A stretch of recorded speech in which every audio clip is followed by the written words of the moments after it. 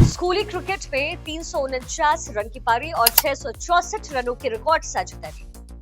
Ranji trophy के पहले ही match में पहले ही गेंद पर छक्का। टेस्ट मैच में सबसे तेज 1000 रन बनाने का भारतीय रिकॉर्ड। शुरू के 7 टेस्ट में 2 डबल सेंचुरीज के साथ कुल 4 शतक। टेस्ट में कुल 54 और फर्स्ट क्लास में 60 से ज्यादा का एवरेज। 21 साल की उम्र में पहला टेस्ट, लेकिन सिर्फ 14 मैच खेले। दिग्गज स्पिनर शेन वॉर्न के एक ओवर में 22 रन बनाए। 23 साल की उम्र में आखिरी टेस्ट और वापसी का रास्ता बंद। ये आंकड़े बाएं हाथ के बेहद प्रतिभाशाली क्रिकेटर माने जाने वाले विनोद गणपत कांबली के हैं, जिनके लिए कभी कहते थे कि ये खिलाड़ी सचिन तेंदुलकर से भी ज्यादा टैलेंटेड है। लेकिन आखिर विनोद कांबली का हुआ क्या कि वो ऐसी स्थिति तक पहुंच गए जहां उन्हें इलाज के लिए भी पैसे मांगने की जरूरत पड़ गई। क्या हुआ? आज इस वीडियो में हम एक प्रतिभाशाली क्रिकेटर के अर्श से फर्श पर पहुंचने की कहानी आपको दिखाएंगे। बात 29 अक्टूबर 2000 की है। मैदान था शारजाह का और विपक्षी टीम थी श्रीलंका। ये कैसा मैच था जिसे भारतीय क्रिकेट प्रेमी शायद ही याद रखना चाहेंगे। पूरी की पूरी टीम इंडिया ने श्रीलंकाई गेंदबाजों के सामने सरेंडर कर दिया और सितारों से सजी टीम सिर्फ 54 रन पर ऑल आउट हो गई।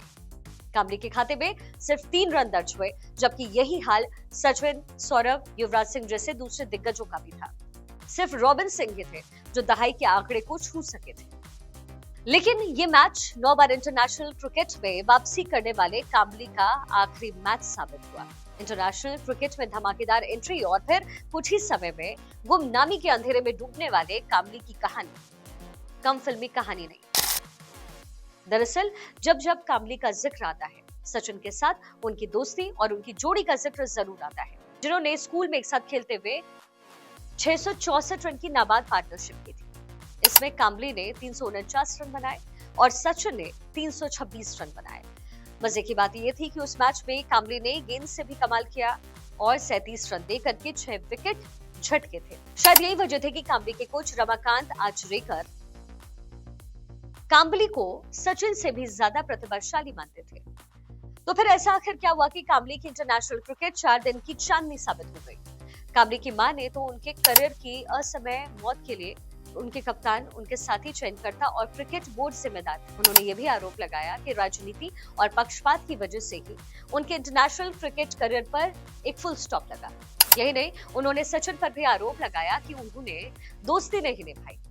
हो सकता है कि कांबली इन आरोपों में कुछ दम भी हो, लेकिन क्रिकेट एक्सपर्ट्स का मानना यह है कि इन आरोपों से ज्यादा जो है इस बल्लेबाज का व्यवहार, उनकी लाइफस्टाइल और खेल को लेकर के उनकी अप्रोच जो थी वो उनके करियर की द एंड होने की बड़ी वजह बन गई। हालांकि साल 2009 में एक रियलिटी शो सच का सामना में कांबली ने कहा था कि उनके साथ टीम इंडिया में भेदभाव हुआ था।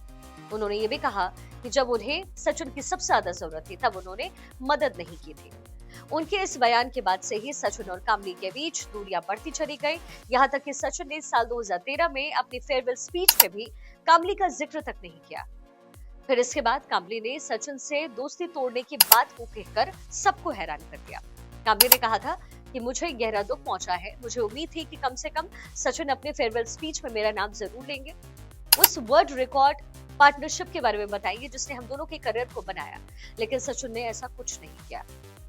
कांबली ने आगे ये भी कहा कि ये उनके लिए दुखद बात ये भी रही कि सचिन ने अपनी बधाई पार्टी टीम इंडिया के सभी दोस्तों, सब परिवार के लोगों को बुलाया, लेकिन उन्हें नहीं बुलाया। उन्होंने ये भी कहा कि 10 साल की उम्र से ही वो घर में और बाहर सचिन की जिंदगी का हिस्सा रहे। दोनों ने एक साथ अच्छे और बुरे दिन देखे, लेकिन सचिन ने उनको भुला दिया। सचिन का नाम लेकर के कांबली कई बार सुर्खियों में भी आए, लेकिन सचिन ने ना तो इन आरोपों का कभी जवाब दिया, ना ही किसी तरीके की प्रतिक्रिया। हाँ, 2014 में एक अंग्रेजी अखबार को दिए गए इंटरव्यू में सचिन ने ये जरूर कहा कि उनमें और कांबली में एक बड़ा फर्क था और वो था लाइफस्टाइल का।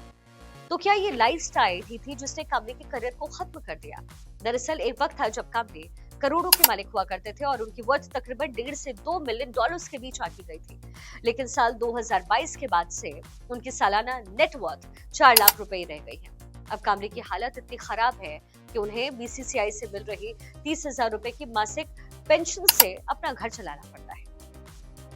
कांबली की हालत इसलिए भी खराब हुई क्योंकि क्रिकेट से दूर होने के बाद कुछ समय तक उनके पास कमाई के कई ऑप्शंस रहे जरूर, जैसे मैच में कमेंट्री करना, विज्ञापन में काम करना, जिससे उनकी अच्छी खासी कमाई हुई भी। लेकिन समय के साथ उनकी कमाई के जरिए खत्म होते चले गए और कोरोना के बाद उनकी हालत और भी बिगड़ गई। इसके अलावा उनके नशे की लत ने भी चीजों को काफी बिगाड़ा, जिसकी वजह से उन्हें बार बार रिहैब सेंटर में जाना पड़ गया। अब बात करते हैं उनके निजी जीवन की, जिसमें उनके करियर पर काफी जिसका असर पड़ा। काम्बली की निजी जिंदगी भी कुछ खास सफल नहीं रही। उन्होंने पहली शादी एक क्रिश्चियन लड़की से की थी, लेकिन ये शादी नहीं चली और जल्द ही उनका तलाक हो गया। इसके बाद काम्बली का दिल एक फैशन मॉडल एंड्रिया हेविड पर आया। दोनों ने शादी भी की और दोनों अभी तक साथ भी हैं। क्रिकेट के बाद काम्बली ने फिल्मों में भी काम किया। साल 2002 में संजय दत्त, सुनील शेट्टी और प्रीति जिंगियानी की एक फिल्म आई अनर्थ। हालांकि ये जो फिल्म है वो बुरी तरीके से फ्लॉप रही। इसके बाद 2009 में काम्बली ने पल पल दिल के पास नाम की एक और फिल्म की और इसमें क्रिकेटर अजय जडेजा भी मौजूद थे, लेकिन ये फिल्म भी पिट गई। क्रिकेट और फिल्मी करियर दोनों के फ्लॉप होने के बाद काम्बली ने पॉलिटिक्स में भी हाथ आजमाया। लोक भारतीय पार्टी में वो शामिल हुए और 2009 के विधानसभा चुनाव में बिखरोली सीट से वो प्रत्याशी के रूप में खड़े भी हुए, लेकिन इस मोर्चे पर भी उन्हें कामयाबी हाथ नहीं मिली। अब वो ऐसी स्थिति तक पहुंच चुके हैं कि उनकी हालत देख करके उनके साथी और इंडियन क्रिकेट प्रेमियों को भी दुख हो रहा है। हालात अब ये हो गए हैं कि कपिल देव और गावस्कर जैसे क्रिकेटर्स को भी उनके मदद की अपील करनी पड़ गई है।